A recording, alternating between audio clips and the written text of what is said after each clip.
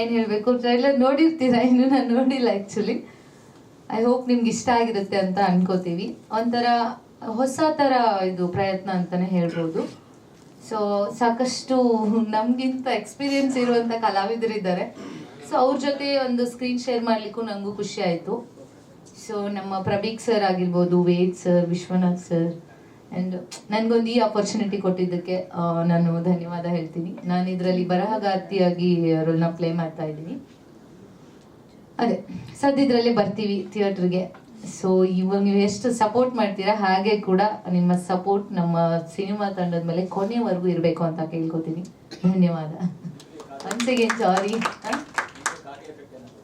ಕಾಗೆ effect Ved sir ಕೊಡ್ಸಿದ್ರೆ ಬಂದಿರೋದೇನೋ, ಮೇ ಬಿ ಇಲ್ಲ ಆ್ಯಕ್ಚುಲಿ ಆ ಥರ ಏನಿಲ್ಲ. ಬಟ್ ಫೈನ್, ಚೆನ್ನಾಗಿದೆ. ಇದೊಂಥರ ನೀವು ಬೇರೆ ಥರ ಒಂದು ಜಾನರಲ್ಲಿ ನೋಡುವಂಥ ಒಳ್ಳೆ ಸಿನಿಮಾ. ಸೊ ಚೆನ್ನಾಗಿದೆ. ಏನೋ ಲಿಸ್ಟ್ ನನಗೆ ಹೊಸ ಹೊಸ ವಿಷಯಗಳನ್ನು ಸರ್ಚ್ ಮಾಡೋದು, ಬರೆಯೋದು, ರಿಸರ್ಚ್ ಮಾಡೋದು, ತುಂಬ ಹೋಗಿ ಇದು ಮಾಡಿ ನಾನು ಒಂದು ನಾವೆಲ್ ಬರೆಯೋವಂಥದ್ದು, ಆ ಥರ ಒಂದು ಪಾತ್ರ ಪ್ಲೇ ಆಗುತ್ತೆ. ಸೊ ಅಷ್ಟೇ. ಇವ್ರ ತಲೆ ಅಂತ ನಾನು ತಿಂದಿಲ್ಲ. ಚೆನ್ನಾಗಿದೆ, ಪಾತ್ರ ಚೆನ್ನಾಗಿದೆ. ಸೊ ನನಗೆ ಆಪರ್ಚುನಿಟಿ ಕೊಟ್ಟಿದ್ದ ಎಲ್ಲ ನಮ್ಮ ತಂಡಕ್ಕೆ ನಾನು ಧನ್ಯವಾದ ಹೇಳಕ್ಕೆ ಇಷ್ಟಪಡ್ತೀನಿ. Thank you so much. ಈಗ ನಮ್ಮ ಇವರು ಆರಾಧ್ಯ ಸರ್ ಡಾಕ್ಟರ್ ಲೀಲಾ ಮೋಹನ್ ಅಂತ ಸರ್, ಇನ್ನೊಂದು ಜೊತೆ ಪರಿಚಯ ಮಾಡ್ಕೊಂಡ್ಬಿಟ್ಟಿದ್ದೀನಿ. ನನ್ನ ಹೆಸರು ಡಾಕ್ಟರ್ ಲೀಲಾ ಮೋಹನ್ ಅಂತ ಹೇಳಿ. ಕೆಲವರಿಗೆ ಇಲ್ಲಿರೋರಿಗೆ ಗೊತ್ತಿರುತ್ತೆ ಅಂತ ಅನ್ಕೊಂತೀನಿ.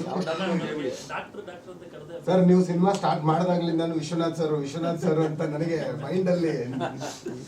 ಓಕೆ, ಎನಿವೇಸ್, ಕ್ಯಾರೆಕ್ಟರ್ ಹೆಸರ ಇಲ್ಲ ರಿವೀಲ್ ಮಾಡಬಾರ್ದು ಅಂತ. ಸರಿ, ಓಕೆ ಸರ್, ನೀವೆಲ್ಲ ಮಾತಾಡಿದ್ದೀರಾ. ಓಕೆ, ಸೊ ನೀವೆಲ್ಲ ಟ್ರೈಲರ್ ನೋಡಿದ್ದೀರಾ. ಸೊ ಅದು ಬೇರೆ ಲೆವೆಲ್ಗೆ ಬಂದಿದೆ ಅಂತ ನಾನು ಅನ್ಕೊತೀನಿ.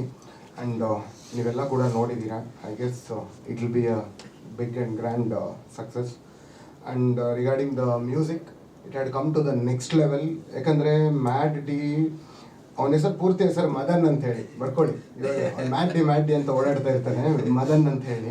ನನಗೆ ಯಾಕಂದರೆ ಅವ್ನು ನನಗೆ ಚಿಕ್ಕ ಹುಡುಗ ನಾಟ್ ಲೈಕ್ ವೆರಿ ಕಿಡ್, ಒಂದು 6-7 ವರ್ಷ ಆಲ್ಮೋಸ್ಟ್ ಇಂದ ಗೊತ್ತು ನನಗೆ. ಅವನು 10 ಇಯರ್ಸಾ?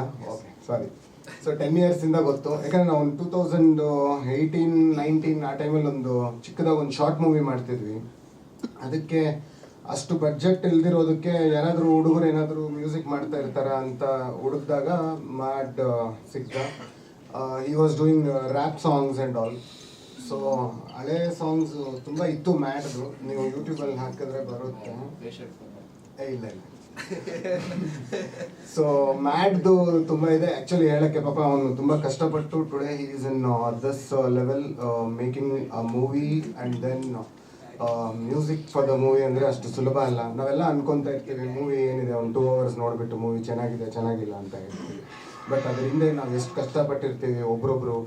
Lot of people will work more than an year and 2 years, let it be editing, music, everything. ಎಷ್ಟೋ ಕಷ್ಟಪಟ್ಟಿರ್ತಾರೆ, ಓಡಾಡಿರ್ತಾರೆ.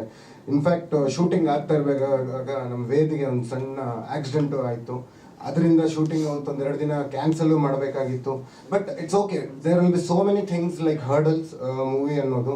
ಬಟ್ ಏನು ಅಂತಂದರೆ ಜನ ಮೂವಿಗೆ ಬರಬೇಕು, ಥಿಯೇಟ್ರಲ್ಲಿ ನೋಡಬೇಕು, ಅದನ್ನು ಮೆಚ್ಚಬೇಕು. ಯಾಕಂದರೆ ಅದು ತುಂಬ ಕಷ್ಟ ಇದೆ ಒಬ್ರೊಬ್ರದ್ದು. It is not so easy to make a movie. ನಾವೆಲ್ಲ ಮಾತಾಡ್ತೀವಿ ಅದೇನಿದೆ ಇದೇನಿದೆ, ಅದು ಸರಿಯಾಗಿ ತೆಗ್ದಿಲ್ಲ, ಇದು ಸರಿಯಾಗಿ ತೆಗ್ದಿಲ್ಲ ಅಂತ. ಬಂದು ತೆಗ್ದು ನೋಡಿ ಗೊತ್ತಾಗತ್ತೆ ಏನು ಅಂತ ಅಲ್ವಾ. ಮೂವಿ ಅಂದ್ರೇ ಅದು. So regarding the Mad music ಕೇಳಿ, it was really good.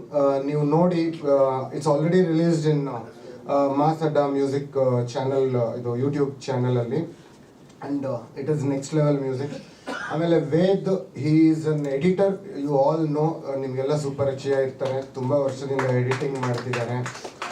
So ನೀವು ಮೂವಿ ನೋಡಿದ್ರೆ ನಿಮ್ಗೆ ಗೊತ್ತಾಗತ್ತೆ. ವೇದ್ಗೆ ನನಗೆ ಗೊತ್ತಿರೋ ಪ್ರಕಾರ ಈ ಮೂವಿಯಿಂದ ಇನ್ನೊಂದು 20 ಮೂವೀಸ್ ಸಿಗುತ್ತೆ ಪಕ್ಕ. ಯಾಕಂದರೆ ನೀವು ನೋಡಿ ಈಚ್ ಫ್ರೇಮು ನೆಕ್ಸ್ಟ್ ಲೆವೆಲ್ಗಿದೆ.